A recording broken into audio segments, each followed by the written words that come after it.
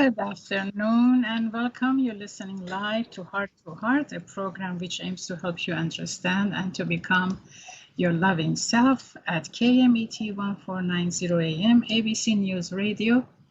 I'm Dr. Mitra Rashidian. I'm a licensed MFT, Marriage and Family Therapist, and a certified sexologist in private practice located in Encino, California. And I'm here today with my best friend of 16 years, colleague and business partner. Indeed. Dr. Robert Jaffe, who started the program by his own rhythm of saying bum bum, ba bum, ba bum. I was bumming along with the music. Right. Right. Yeah, so welcome everybody. Dr. Robert Jaffe. I'm also a licensed marriage and family therapist, a certified hypnotherapist as well. I'm here with my best friend and business partner, Dr. Rashidian. And we're going to talk to you today about relationships, about sexuality, and about how to be more loving and joyful every day of our lives. So we believe here that we are born into this world as our loving, authentic, true self. And we come in with a lot of great qualities. Take a look at my notes. We come in open. We come in curious. We come in honest. Yes, we all come in honest. We don't actually come in knowing how to lie. We have to learn how to do that. We also come in sexual. So our sexuality is an important part of us, and when we neglect that, it brings up all sorts of problems for us. And we come in trusting that the world is going to be happy to see us and is going to welcome us. And so when we get those things in return, when we get that feeling of connectedness and trust from our caregivers and from the people around us, we feel secure and happy. And when we don't get it, then we don't feel as secure, we don't feel as happy, and then we have a choice to learn it later on in life, and that's what we're here to help people with. Exactly. And, paying attention to who we are and how we got to the present time that we are and how we are going to help each other and, experience love among each other. It's something that ultimately we are all after, right? Mm-hmm. It's not something that, it's not a task, it's a want, it's a desire. For some, it's a need, right? Well, however we want to look at it, at the end of the day, everything we do, everything we work for, everything we try for, everything we achieve, everything we look at, is all for that moment of comfort together. Yes, it's about feeling and expressing the essence of who we are, mm-hmm. which I believe, and I'm not the only one, but I believe and I know you agree with me, it's love energy, mm-hmm. And it's shaped by consciousness. So what we're aware of creates who we are. What we focus on creates who we are, and the people around us impact us, and we impact them. And so it's important for us to put out loving messages so that the people around us feel that loving energy and then want to reciprocate. Exactly. And this is something that, actually happens among just about any living being as human being. Children, they look for that. Adults, they look for that. Elderly, they look for that, right? Mm-hmm. We're all looking for that ultimate pleasure of being together, mm-hmm. feeling safe, with each other, yes. feeling loved by each other, mm-hmm. right? Feeling understood by each other. Yes. And feeling sexual, and that sexuality to be, gives us pleasure, mm-hmm. right? And that it's that pleasure ultimately that brings two hearts together and keeps them there. Indeed. Well said. Yeah. Well said. Well said. Well said. I guess that's why we've called our program Heart-to-Heart. Heart-to-Heart. Yes. Seriously. Yes. Yeah. Isn't it? I mean, at the end of the day, everything is about heart-to-heart. Mm-hmm.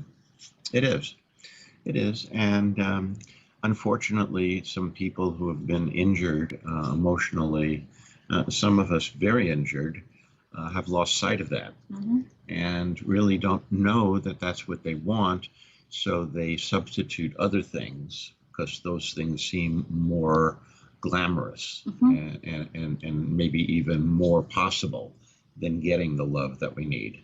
So, so when that happens, we start to feel empty, and then we want more and more and more, as though more of what we're getting is going to be the answer, rather than what we really need is something that's intangible, but is something that we all yearn for, which is the appreciation and the love between us.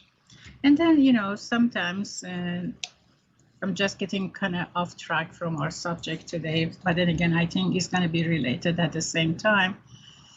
You know, some of us, because of childhood abuses, we get to a point that we make the messages, we make the assumptions, we make the belief that they were imposed on us as our reality today. It becomes our blueprint of life, right? And therefore kind of shift us from paying attention to what is important now, and we follow the blueprint of the negative emotions and negative voices that tell us, you know, no, this isn't real, this isn't going to happen, and listen to the negative voices, right? So it's this, and then there are times that, you know, our subconscious actually, you know,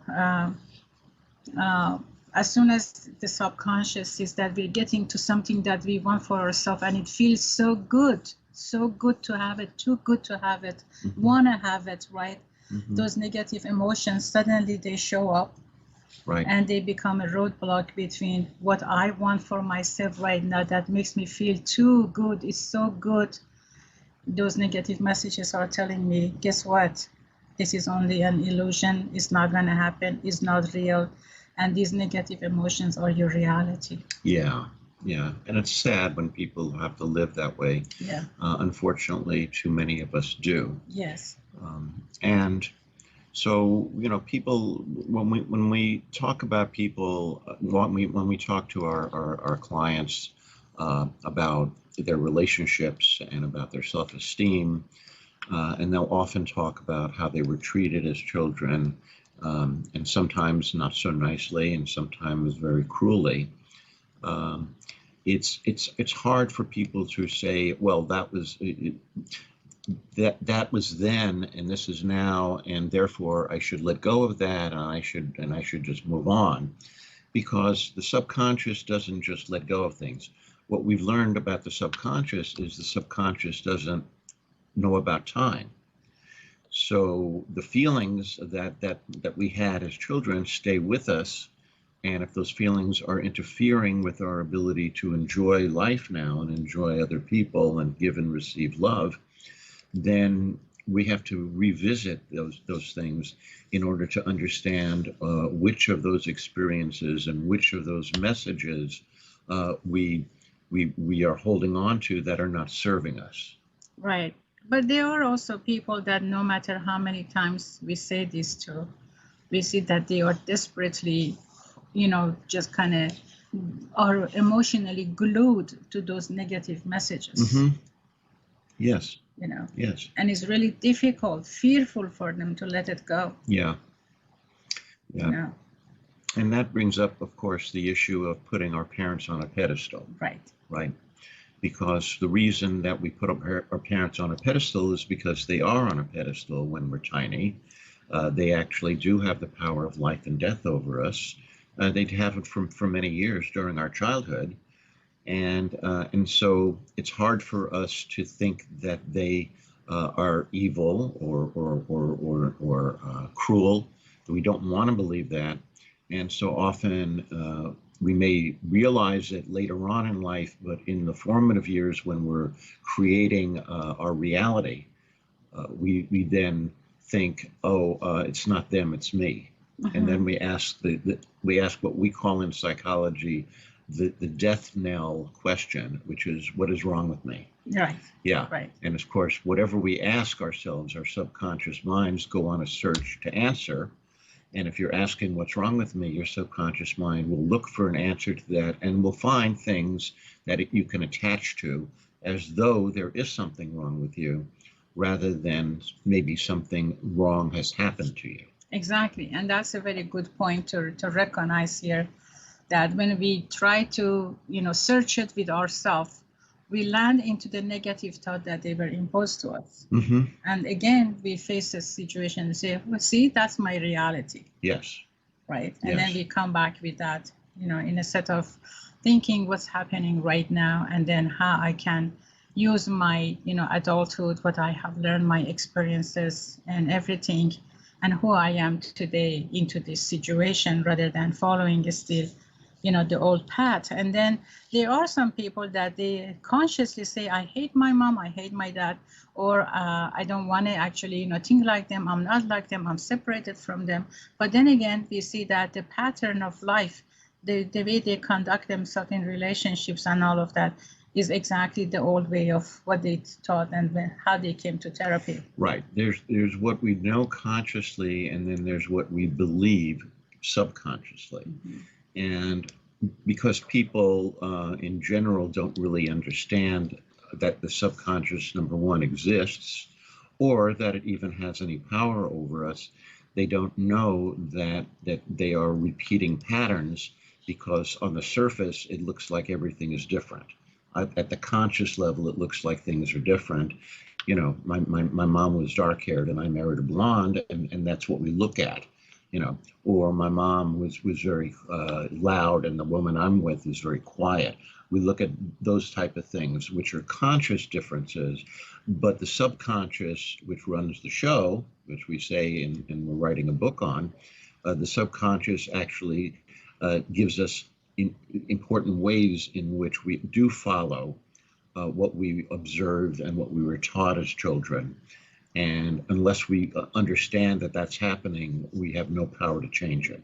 Right. And we see that one area in life that these negative emotions are highly impactful, or when it comes to our sexual relationships and the experience of sexual pleasure within the relationship that we have. Mm-hmm. Right? Mm-hmm. Because if we're not feeling good about ourselves, when we're not able to deliver the positive energy, the pleasure that needs to be mutually shared and experienced and felt, with our partner. Right. Right. Yes. Okay. So we got our notice that we're going to have to stop for our commercial break. Right. So when we come back, we're going to talk about what actually sexual pleasure is. Okay. How our subconscious can be a roadblock to actually accessing sexual pleasure and experiencing it and sharing that. And hopefully how we can change that so right. that we can get the pleasure that we deserve, and the pleasure that has been granted to us by the Almighty. Exactly. So see you shortly in a few minutes. Okay, bye-bye.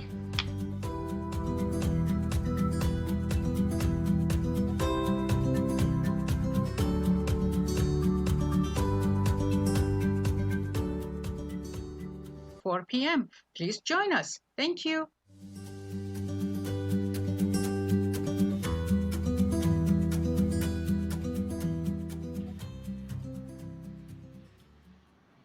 Welcome back from our commercial break. This is Heart-to-Heart program at KMET 1490 AM ABC News Radio. Dr. Mitra and Dr. Robert here. Our phone number for you to call us live is 951-922-3532. We love to hear from you, for you to share your ideas, your perceptions, and anything that comes to your mind about this program and the content that you're listening to.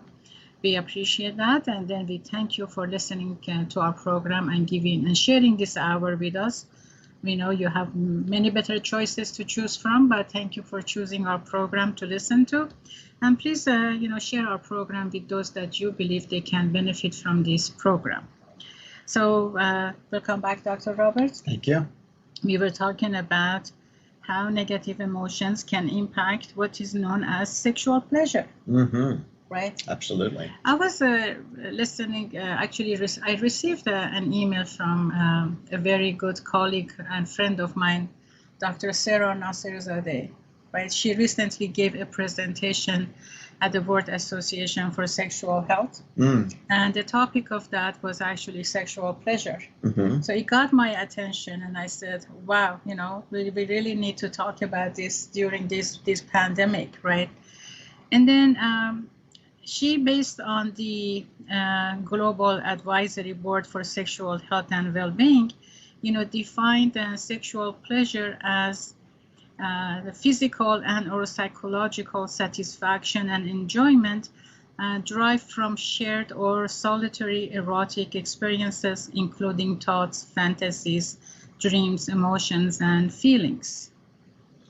Right. That about says it. That's about Didn't leave much out. Right. So thank you, Sarah. Right. Yes. So that's a you know, that's a very holistic, like you said, you know, description of what sexual pleasure is. But let's look at the thoughts, the fantasies, the dreams, the emotions, and the feelings.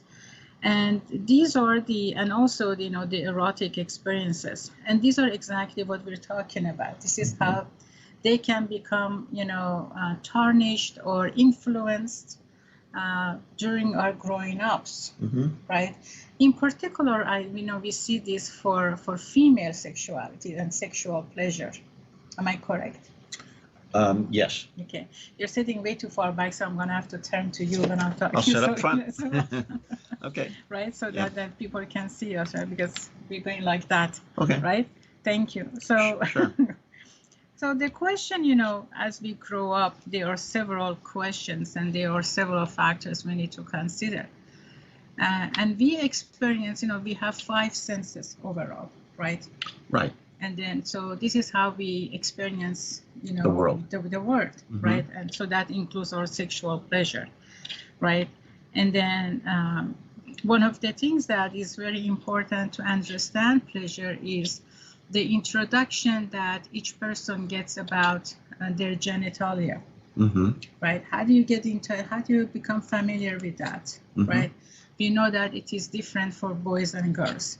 We know that this is different within different cultures, right?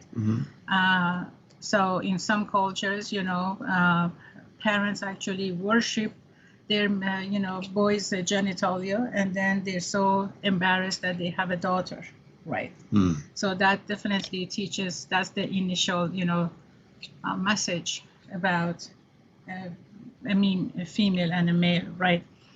And then the sense of curiosity that we get about our sensation during our childhood. How's that referred to? How's that been, you know, addressed? And how's that been promoted or stopped or shamed or, you know, makes us feel, you know, guilty about questioning that, right? And then what kind of a places have been growing up? Is that been a place of love? Is that been a place of you know, hostility? Is that been a place of being controlled? Is that been a place of being an scapegoat? I mean, there's so many ways that each of us grow up. And then it really has nothing to do with how wealthy we are. It doesn't matter any of that. Right. It's the interaction that our parents set up in that environment that makes us feel how we feel about ourselves in overall, right? Whether we feel good about ourselves, whether we feel loved, or whether we feel that, you know, I don't matter. And then, so every time we go to a place of I don't matter or I'm not good enough or anything negative, everything about me becomes questionable. Everything about me also becomes, you know, such as my sexual pleasure, you know, what is it? How am I supposed to experience it? You know, how am I supposed to feel good about it, or am I supposed to feel guilty about it? Right. Right. Yes. And who can I actually share my feelings with? Right. Imagine if one is born in a family system that's controlling, or there is no communication, no loving communication happening. Right. Right. So obviously one is not going to feel safe to talk about their sexuality or sexual pleasure or their sensation that they get, right? Mm-hmm. And these are all part of normal developmental process. Right. Yeah. So the question, of course, is, do you feel safe in your family of origin Right. to be yourself and to talk about things that are important to you? Exactly. And certainly your sexuality, which is a very important part of every human being, Right. is important. And we're more aware of it certainly at times when we're prepubescent and when we go through adolescence. Right. But it's there all the time. Yeah. Yeah. Yeah, it's there all the time, and we see that.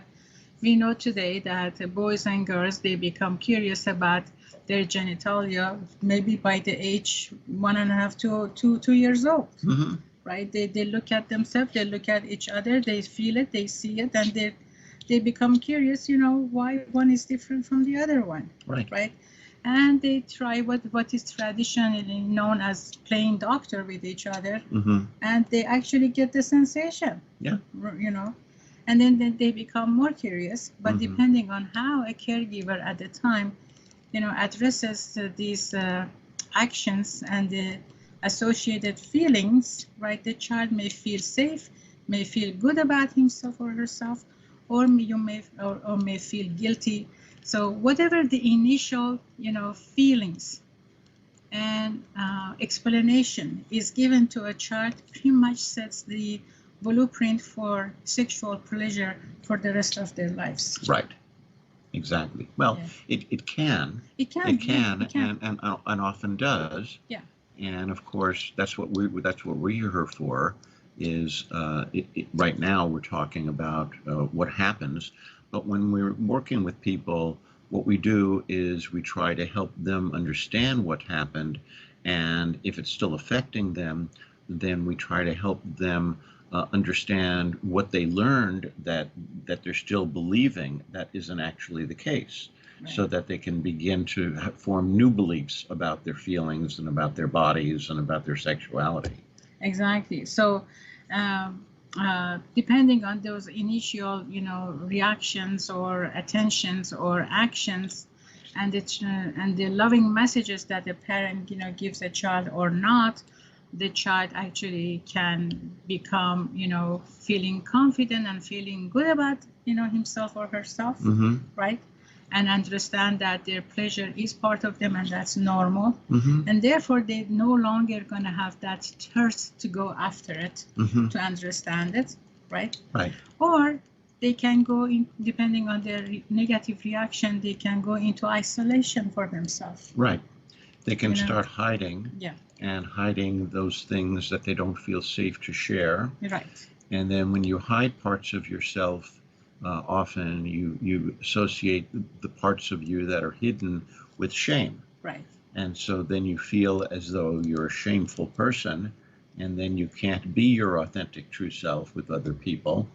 And the fact that you hold yourself back from being your authentic true self keeps the negative cycle in place. Exactly. Yes. And then, every time we feel negative about ourselves, it impacts our sense of believing in ourselves, Mm-hmm. believing in our experiences. Mm-hmm. It impacts the sense of autonomy that we have. Mm-hmm. It impacts the sense of, accepting the reality about ourselves and the ability to share about what we are experiencing. So we kind of go back into a dark cave that, we hide ourselves emotionally there, because some may actually believe that what they experience as sexual sensation is, like you said, it's a shameful thing, and it needs to not to be discussed and not to be experienced, not to be brought up. Right. Right. Right. And that's such a important part of development, in particular, like I said, for girls. In one point, we are promoting the experience of, sharing about, sexuality and understand it. We're going to schools, we teach them, we have all this research about talking to children about sex and all of that. But then again, if a girl starts to talk about sexuality and talk about their sexual experiences or how they feel growing up, in particular during puberty, the message is, this girl has lost it, and there is something wrong with the girl who is actually sexually expressive. Right. Yeah. That's, if you treat someone as though there's something wrong with them, Yeah. and especially if they're children, and especially if they're your children, they will grow up believing you. Right. Yes. Right. And what's really sad is that how with the negative messages and making the individual feel bad about herself or himself, how we are in a flip of a second, actually, and that's how quickly it happens, and especially when repeatedly it happens, we can turn something as beautiful, as having pleasurable sex and experiencing sexuality into something so negative, so shameful, so sinful, so that, it haunts the individual for the rest of their lives, especially girls. Right. And we see that among, all the cultures, really, I don't know of a culture that doesn't do that. However, of course, there is, more intensity or less intensity within different nations. Right. Right. Yes. So these initial messages that we give to our children are actually, following them for the rest of their lives in adulthood. And we see that many couples that, at least in my practice, that they come to see me, they have so much sexual problems because, number one, they don't understand what is it that they have to look for in sexual pleasure. So they're focused on orgasm, for example, and then the intensity of the orgasm, right? Or they don't know, actually, when we talk about them, they say, oh my God, I even don't know how to have sex. So it's just something that by nature happens, but the reality is that emotional connection is not there. Or the foreplay or the afterplay for most of the time is not there. Or because they have learned sex through porn and movies or from their friends and talking here and there, they think that sex is about what they see on the screen, right? And I hear from most female clients of mine in couple therapy that they don't feel comfortable with oral sex. But they feel forced that if they don't perform that way, right, then there is something wrong with them, right? But the reality is that you see that there is so much confusion going on about how to understand each other's and themselves, sexual pleasure, and therefore what to do to achieve that. Right. Right. So these negative messages, as we see, they're not really helping. They are maybe, here comes also some religious belief, among people that sex traditionally has been introduced as a taboo topic, culturally in most religion is that way. And parents may also struggle themselves here. So which one is right? Religion is telling them, that sex needs to be modest and it only needs to be done for procreation. Thank you. And then society, culture, and norms are telling them the same. But here we're telling them, that's fine, but also we need to educate children so that they can understand their sexuality.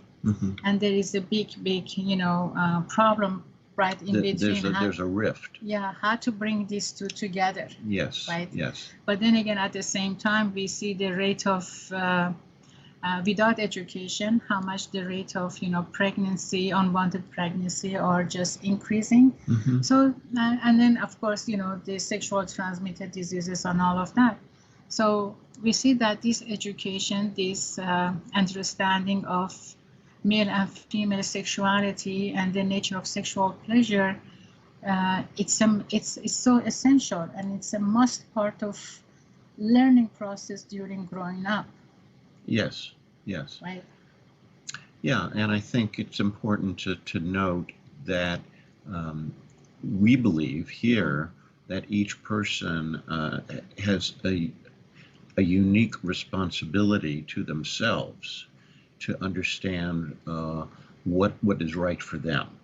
Right. Because if you don't explore what is right for you, and you don't know what is right for you, it's easy to comply with someone else's or some other belief system that ends up making you feel not good about yourself. Right. I mean, we have this concept that is called the nice girl, right? So who's the nice girl? The nice girl traditionally is somebody who kind of hides, her sexual feelings, but then again complies with what her partner wants, right? And is not expressive about, how she wants to receive sexual pleasure. Yeah. Right. It's interesting too, because parents often say about their children or other people's children, oh, they were a good child, or and usually what they're saying is they were a compliant child. They were a compliant child. Yeah. So let's discuss more of that after we come back from our commercial break, and please don't forget to call us 951-922-3532. See you soon. Your free phone app today. You or someone close to you suffering with an addiction? I'm your host, Dr. Robert Jaffe, inviting you to join my addiction recovery seminar every Friday from 9 to 10 a.m. See you there.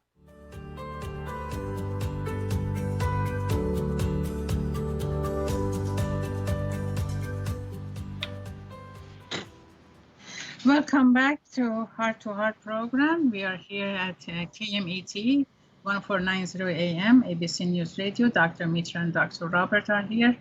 And we're talking about, how to understand sexual pleasure, right? Our phone number here is 951-922-3532. We do welcome your calls.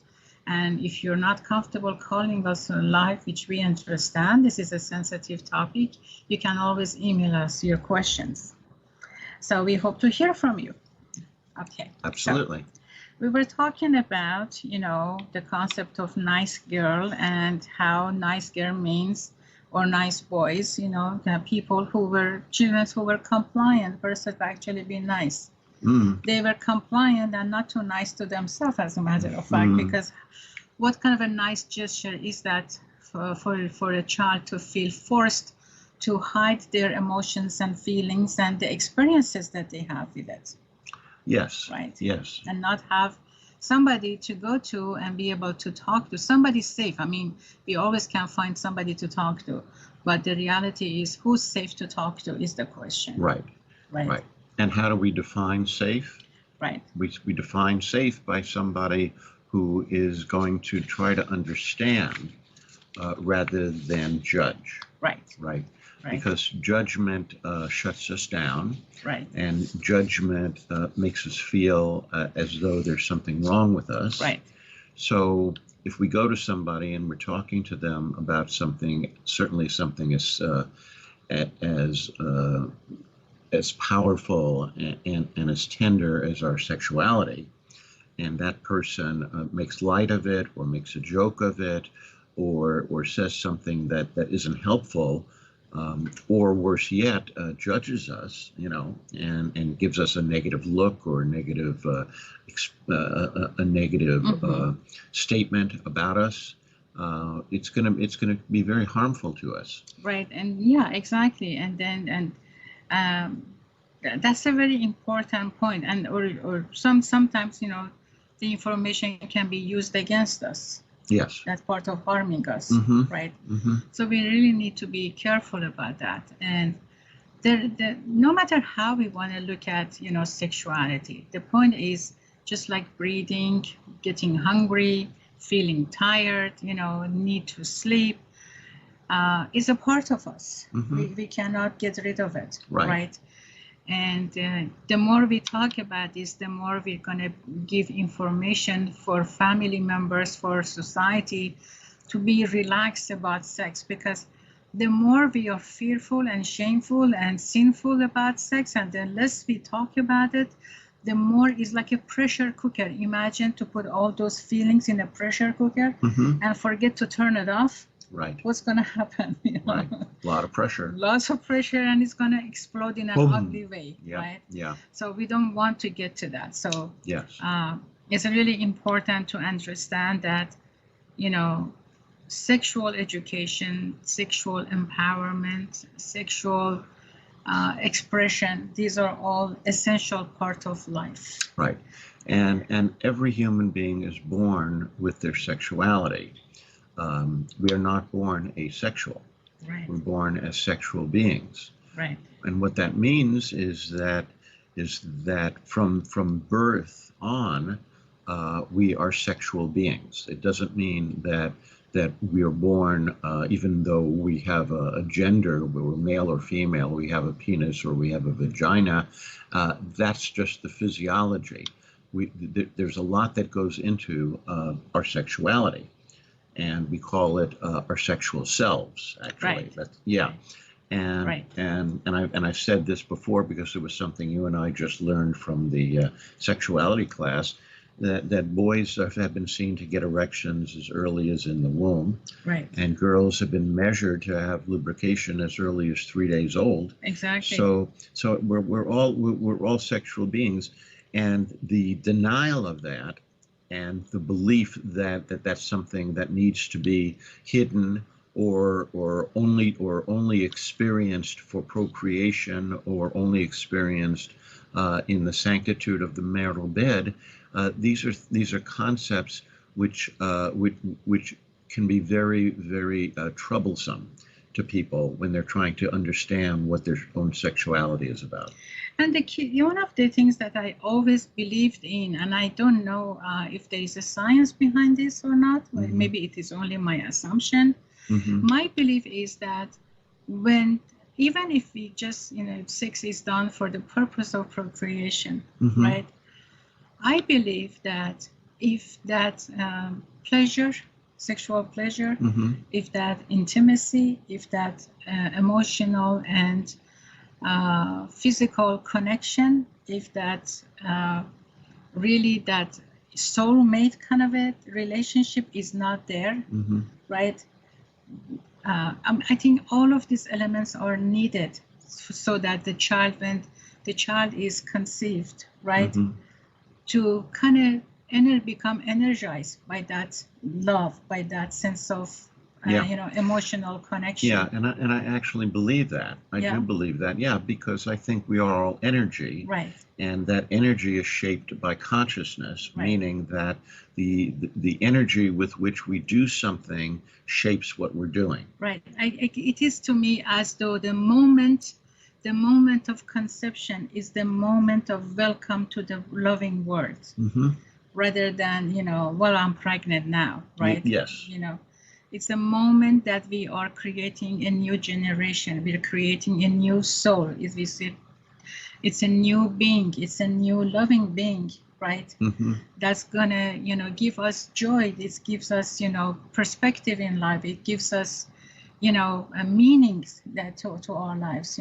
We are just starting a whole new generation of love. Mm-hmm. Mm-hmm. So to me, that understanding sexual pleasure, not just for oneself, but also, for the couple, Mm-hmm. to get that, to feel it during lovemaking, Mm-hmm. and when the baby, is conceived, that love energy transfers directly. Yes. And it's going to stay with child, because such a loving couple will continue also to give love to their child. Mm-hmm. Right. Mm-hmm. So that, sexual pleasure is just a welcoming, such a beautiful welcoming gesture to that, little seed that they just planted. Mm-hmm.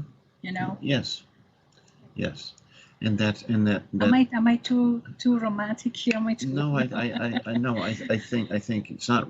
I don't think of it actually as romantic, although it is romantic. Although it is romantic, but I don't think of it. I think of it more as spiritual. It's spiritual. Yes, I guess that's the word I was looking for. Yeah. Because the idea is that that the energy with which we do something informs what we do. Yeah.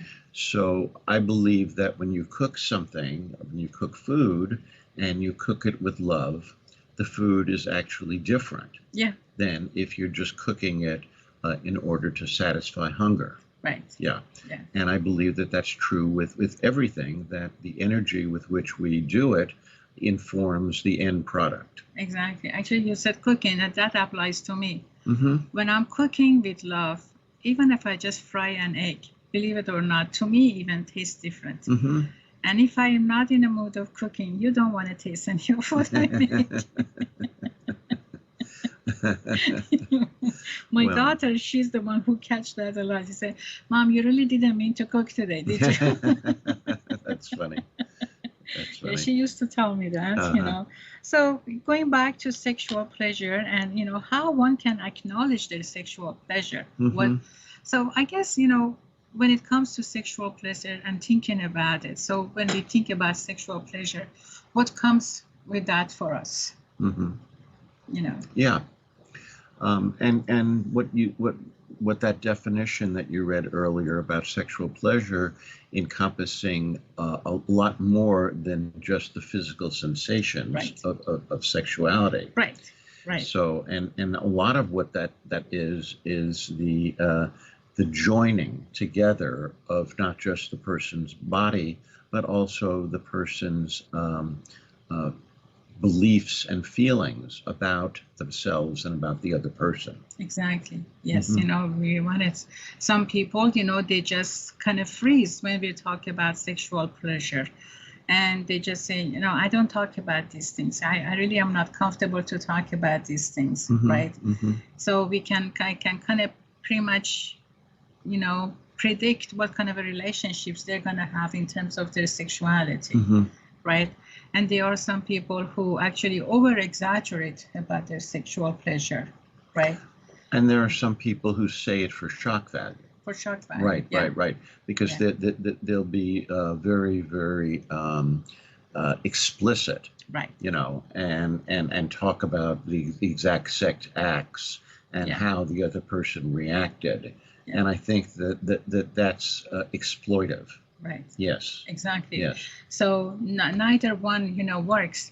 The one that may work for most people is that, you know, when you think about your sexual pleasure, you know, how do you feel about yourself? Mm-hmm. You know, how do you react to the question? How do you react to your sexual pleasure?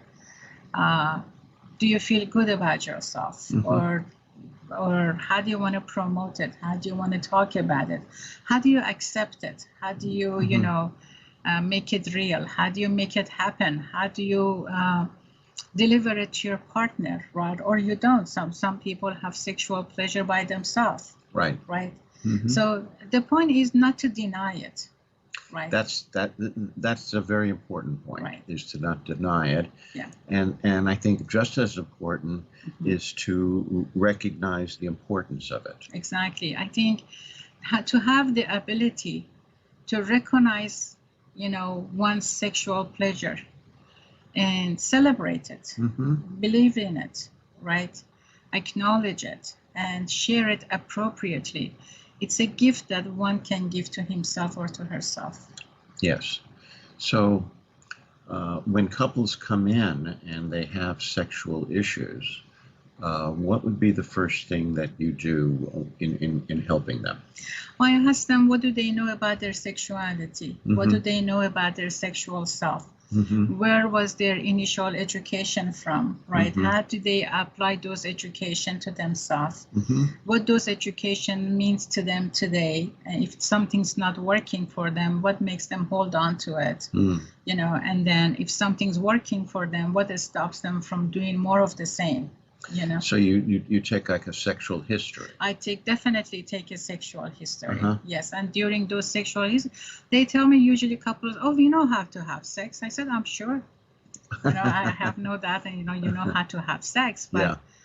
How do you feel with it, that within the context of that relationship about yourself and about each other, Mm-hmm. and how are you receptive and, you know, able to, you know, help each other with sexual pleasure that each one of you wants to experience individually, and then share that together. Right. Right. So, and then they are just kind of pause and they say, oh, we're fine in that department, So again, so the more hesitant I see, about talking about their sexuality, the more I see they need help in that. And usually you and I both know that when couple come in with a relationship problem, there is a sexual problem. And when they come in with a sexual problem, there is always a relationship problem, right? Yes. So, Yes. so then, but attempting and taking a sexual history about growing up, about the messages they received about femalehood and malehood and all of that, gives us at least some initial, information about who we are, dealing here with, and what kind of a mental set, what kind of a education, what kind of an understanding, what kind of a perceptions and beliefs and attitudes we are facing here within the couple, right? Right. And then, so it's a slow process. Sex is a very sensitive topic, as you know. We can't just go dive in and, say, okay, well, tell me this and tell me that. We can't do that. So we need to understand how comfortable, the level of comfort of the client. Right. And how open they are. And then it's a gradual process. It's not just something that you can just go into. Right. Right. And I like what you said about, about sex. If they're coming in with a sexual problem, there's relationship issues, and vice versa, because I think it's important for people to understand that if they're coming in with any kind of issue, that the more open they are about what they're thinking and feeling, the easier it's going to be for them to get treatment. Absolutely. So we just got a notice that our program is about to end. So I want to thank you, Dr. Robert, for my pleasure joining me today as well. I mean, we do this together, but every time, it feels like I'm glad with the two of us in this together. I want to say that and acknowledge that. And so I'd like to invite you to join us tomorrow morning at 9 a.m. so we can listen to another episode of Relationships, Codependency, Trauma, and Addictions with Dr. Robert Jaffe. And then I invite you to join us again next Thursday at 3 o'clock for another episode of Human Sexuality and Relationships. And until then, be safe, be happy, be healthy, and all you need is love. The Beatles were right. Love, love, love. Have a wonderful afternoon. Bye-bye.